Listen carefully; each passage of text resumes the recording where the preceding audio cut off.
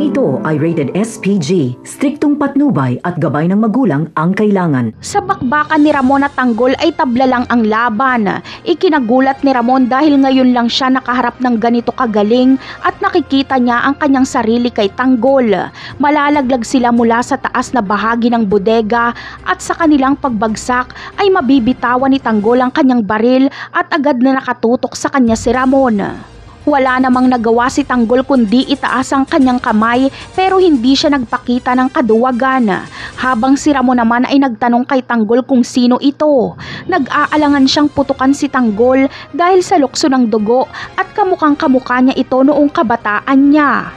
Hindi sasabihin ni Tanggol ang kanyang pangalan at igigiit niyang nandito siya para ipaghiganti ang pagkamatay ni Mokang. Kaya mapagtatanto ni Ramon na patay na nga si Mokang at siya ang pinagbibintangan ng kanyang kaharap ngayon.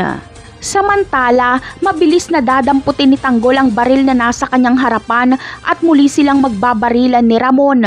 Pero hindi pa rin sila magkakatamaan hanggang sa pareho silang aatras dahil parating na ang mga pulis. Ipapangako ni Tanggol na sunod nilang pagharap ni Albert ay mapapatay niya na ito. Habang si Ramon naman ay magpapatulong sa kanyang kaibigang general para makakuha ng record sa pamilya ni Rigor.